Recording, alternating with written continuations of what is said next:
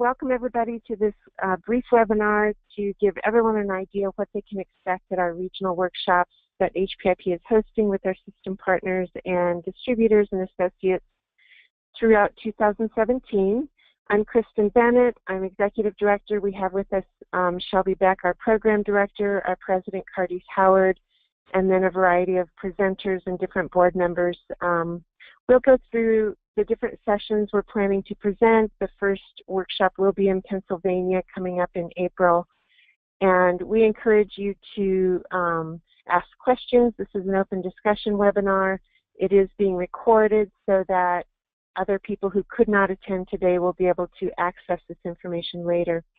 So with that, I'll let Shelby go through and advance slides and introduce each speaker as we go through. And so basically here we have the dates of what's happening this year with us. April 12th and 13th will be in State College, Pennsylvania. May 17th and 18th in Verona, Wisconsin, hosted by Rockweiler Insulation. State College, by the way, hosted with YBC, Your Building Centers. June 15th and 16th in Missouri. October 3rd and 4th in Dallas will be in conjunction or right up against the ICAA show, and we expect great attendance for that show. HPIP is invited to do the ICAA pre-conference workshop, so we'll be doing something right there at the ICAA show as part of our training as well. That'll be hosted by Garland Insulation, and you can find registration for all of these events is open now. If you look at the right upper part of the screen, you will see a URL, insulationtraining.org.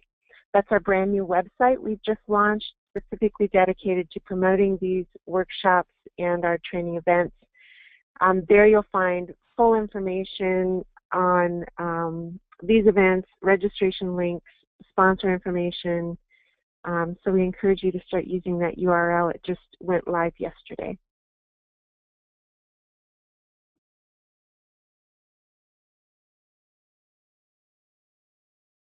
So you see loading here a quick overview of the coursework we're going to be offering.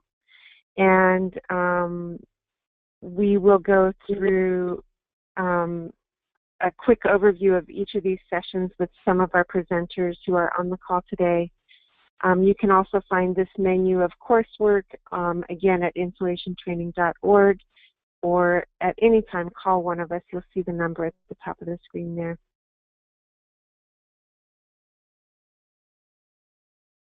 So our first presenter to talk about what he's going to be covering is Tom Calzavara. I'm not certain that we have him on the line, so I think what we'll do we have Tom? So Tom is basically with Johns Manville, and I'll go ahead and we'll go quickly to the next slide and just talk a little bit about what he's going to be covering. If he happens to be able to click on in a little bit, we'll go back to him. But he is going to cover really the fine points of insulating an attic well. Everyone thinks that they know all about attic insulation, but there are things, you know, tricks of the trade, so to speak, to really take that to another level in efficiency and production. So he will talk about, you know, what difference it makes that you're installing properly, the impact of improper installation, and then procedures for planning, prepping the job site, performing and completing the job, and the importance of documenting your work. So we'll go to our next presenter.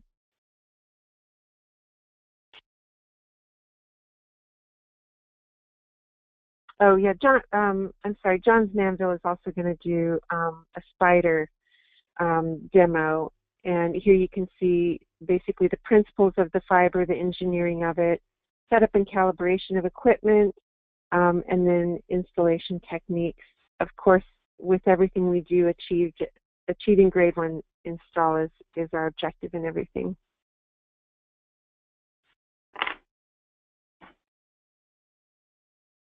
So we have Clint Shireman. Clint, have you got audio?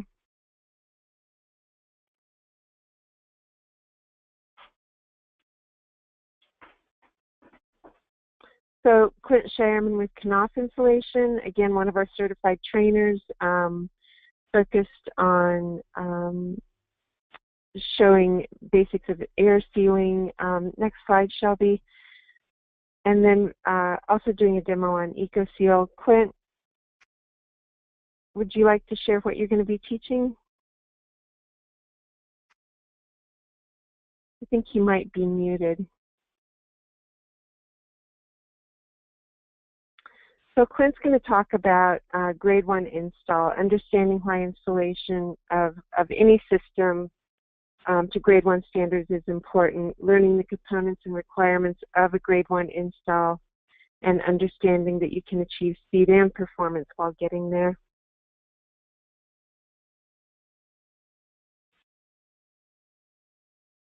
And then he's going to cover air sealing, EcoSeal, places where common air leaks happen, understanding when and where to use gasket to stop air and sound infiltration. So that's specifically covering some EcoSeal aspects.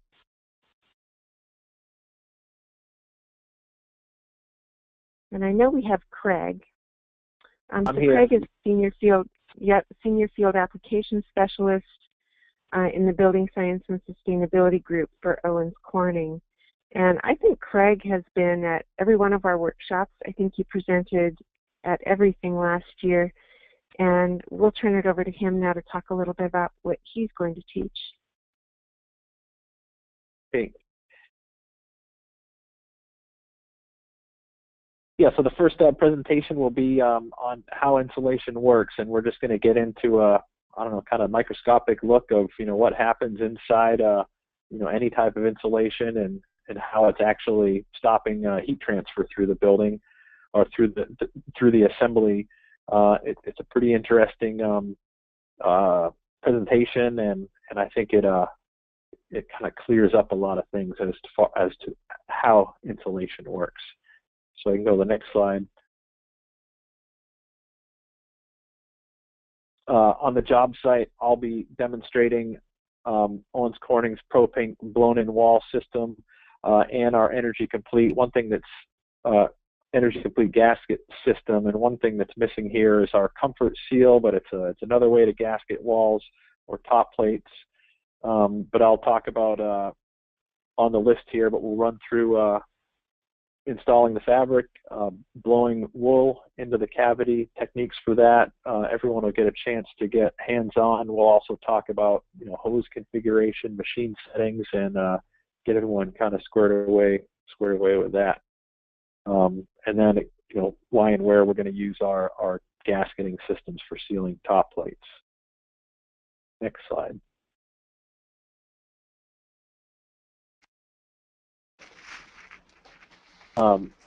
This presentation is sort of Clint and I are going to go kind of trade off on it. Clint's going to talk about some more sort of broad brush aspects of how buildings leak, where they leak, and then I'm going to get into a presentation on some research that a few of my colleagues at Owens Corning did. That they actually measured specific construction joints in buildings, how much they leak, and where we can put get our most bang for the buck out of our air sealing dollars. So that's also a real interesting presentation. Next slide. So, thanks, Craig. Does anyone have questions for Craig Martin? Craig Martin about what he will be teaching related to his joint session with Clint or anything else? We'll stop for questions real quick if anyone's got them. Okay, then we're going to keep moving. Next on our presenter list is Rich Anderson. We're going to use Rich in a couple of different ways for the upcoming workshops. We've had specific requests around safety, and Rich has done a great job in talking about safety in operating machinery. He is part of the sales and marketing team for CertainTeed Machine Works. He's the manager. And if you'll advance, we'll let Rich take it from there. Yeah, basically, during the classroom presentation, we'll cover a lot of the concepts of being safe, why machines are designed the way they are, some of the safety features of the machines, why you don't want to disable those safety mechanisms. And then on the job site, we'll be covering the actually with the machine in a truck, going over the safety systems again, and walking the job site to make sure you know how to be safe in a building, and point out some of the obvious things that, or what seem to be obvious things that a lot of people do miss for safety. Thanks, Rich. So, safety is one of those things that, regardless of the system and application and job site or where in the country you're working, safety is just this universal concern. And we had not had a specific safety course slated, but the host company, YBC, specifically requested that we cover safety. And so we're going to go ahead and add that to all of our workshops this year. And we're looking forward to that. So next on the list, we've got a Crendel machine. So Chris Furst, am I saying that correctly? Yes. Chris is the distribution account manager for Crendel machine, and they are a new member this year, joining in on 2 of the workshops, one of them in Pennsylvania and the other in Texas, I believe. And Chris is going to talk a little bit about what they're covering. Again, another machinery manufacturer, but covering completely different topics. So Chris, would you let us know what you're going to cover? Mark and I are going to be covering the installation of blown insulation from start to finish to make sure that it's being installed properly, making sure you're getting the coverage from the machine through the conditioning through the hose, different hookups that you can use with the hoses to make sure that you're not going to have hose cloggings, things like that, make sure that everything's installed properly and efficiently. We're also going to cover how to maintain and maximize the equipment. That way you sustain those profits that you can keep making and keep making sure that you're installing the insulation properly. If the machine isn't maintained well, everyone knows it's not going to be able to put the insulation into the densities or condition it the way it should. So we're going to cover all that to make sure that they can the machine and the equipment becomes sustainable for their applications. Thanks, Chris. So in talking with Crendel when they decided to join, I visited with Janet, and she made some really good points about how the machinery that contractors own is sometimes one of their most valuable assets, and really there are many things that can be done in maintenance to get that machine to last for decades. And I don't think that we've ever covered in-depth maintenance before. I think Rich has done some, but touching on safety and maintenance. This time we're separating them so we can spend more time on each topic. So Crendel will also be sharing some settings information,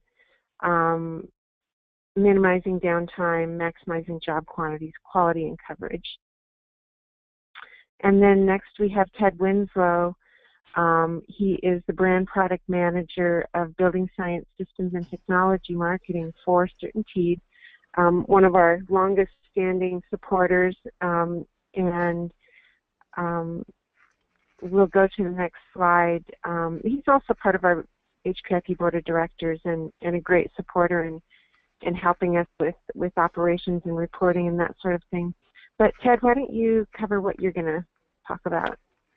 Yeah, thank you, Kristen. For this key course here, the evolution of buildings, building codes, and building science, really we'll provide kind of an upfront chronology, if you will, of kind of how our buildings have changed over the way, maybe the last 100 years or so, of how we've kind of progressed and how production efficiencies have led impacts in how we ultimately insulate homes today, whether that's putting insulation in the walls, putting insulation on the outside of the walls, and how our building codes have shifted as well, and how that's also impacted and dictated some of the changes that we face as well from an insulation side. As energy codes become more focused on energy efficiency and things like that, we also need to be cognizant of the potential impacts of those changes, whether it's from a moisture management standpoint, from an airflow management standpoint, or again from back to the heat flow management standpoint. And we really have to balance all of these things kind of in concert with one another. And there's other components that come into play as well, whether it's the amount of insulation that can fit in, say, a 2x4 wall cavity. Do we need to increase the size of our wall cavities to accommodate some of that insulation? So we'll focus on a lot of these different changes and impacts, particularly as it relates to the evolving role of the insulation contractor themselves, and how today's insulation contractor isn't the insulation contractor of yesterday. They're really tasked, being the building envelope expert consultant, almost kind of an extension to the builder themselves in some capacity, and really being a key guide and resource that they can tap into, and understanding how they can address these changing energy codes and things like that today. And then lastly there, getting back to one of my initial points there, really understanding the kind of three key components as it relates to building science and heat flow, airflow, and moisture flow, and what that means from an insulation solution standpoint. And by that I mean that it's not just insulation anymore, it's air sealing products and other components that all have to be tied together to achieve the ultimate results. Thanks, Ted. And then you're also doing another session. So that first piece, really giving us the code information, building science piece that that all of our contractors need to know, but then going into membrane and grade 1 batt installation. Yeah, absolutely. And the key component here with this, and when it comes to systems like smart vapor retarders and other things like membrane, and even vapor retarders in general, what we want to do is make sure that we're building wall systems that are robust and forgiving at the end of the day. Should moisture get into our wall assemblies, are they able to dry out? And that's part of the challenge with, as we tighten up homes, as we make them more thermally efficient, we actually have reduced the drying potential of these wall assemblies.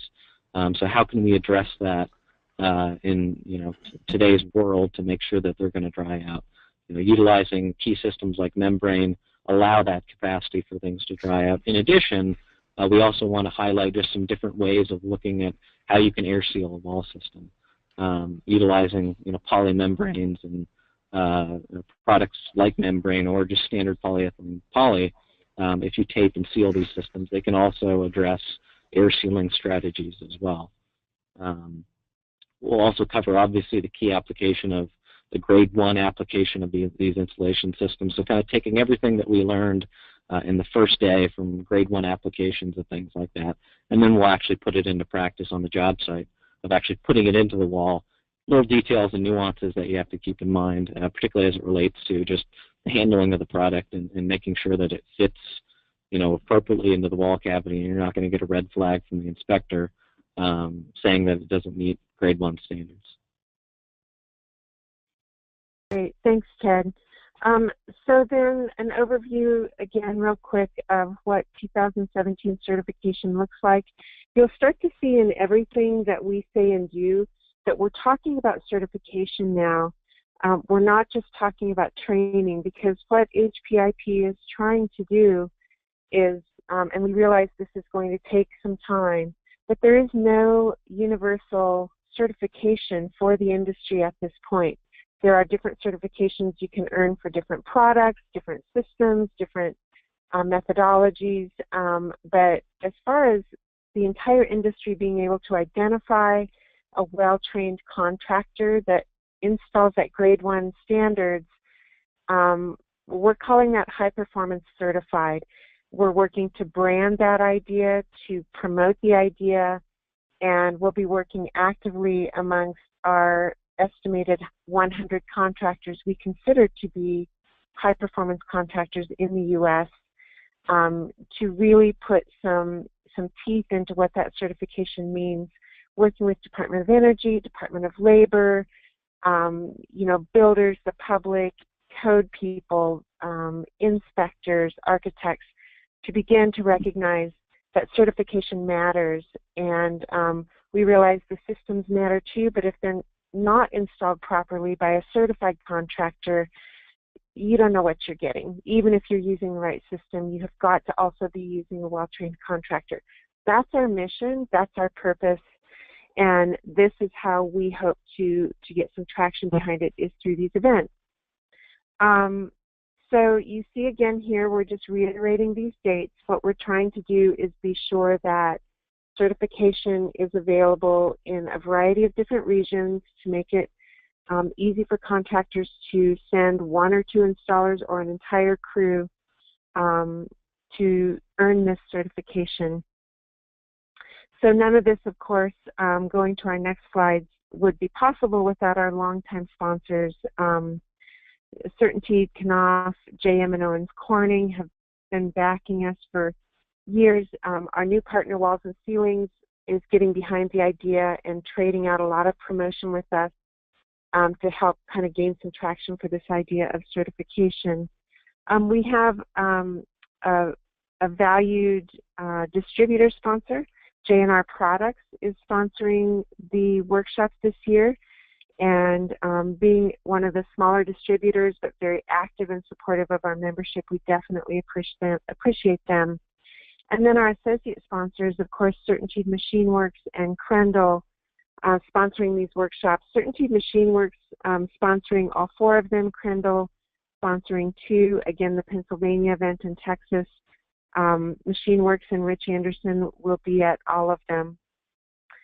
And the last thing we want to do again is open up for questions. I think we have a couple of installers, a couple of board members. If any of you have a question about what we're doing, why we're doing it, or want to cover anything, or even just say what training is meant to you, this is your chance.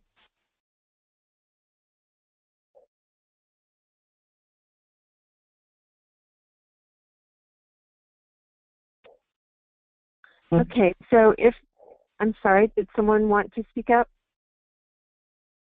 Yeah, I just unmuted. This is Steve Malone. I just wanted to, I guess, tout the benefits of this. We've done this training for a number of years in the past, and I know every training we've done for our contractor members and guests and people that have come in from the area. I think Doug Koyman said it best a number of years ago. He said it's definitely worthwhile to sharpen the saw. And even though we're doing the same thing over and over and over again as far as our installation businesses, sometimes people get a little placated as far as what they do on a day-to-day basis. So I think this kind of training is really valuable, especially to the installers and some people that are invited guests like code officials and things like this, where they may not know all the ins and outs of the installation, where we just take it for granted on a day-to-day basis. So I think these trainings are pretty important. I know it's helped with my installers to maintain our grade 1 status as far as whether we're doing bats or a blown wall product or even our attic applications. So take a step back and they're able to take a look and really notice all the different things that have to go into that type of an application. So I know it's been very worthwhile for us. Thanks, Steve. One thing I'll mention too is that in our effort to really promote these events and remove any sort of roadblock or excuse somebody has for maybe not being trained, we're making these events no cost or low cost, and we're basically inviting anyone and everyone to attend, especially this year as we try to spread awareness. If any of you on this call or listening to this webinar are considering going, don't let finances stand in your way. Get a hold of us. We'll figure out a way to scholarship you, bring you in, show you our value and the worth of these events, and then hopefully later you join and become certified and get onto the map. So there again is our brand new training URL is installationtraining.org, and then you'll see email and phone number here at the bottom of this slide. You can contact us with questions. We will wrap it up now. Unless there's any last final comment, we'll plan to see you at one of these events. Okay, thank you everyone for joining. We'll see you soon.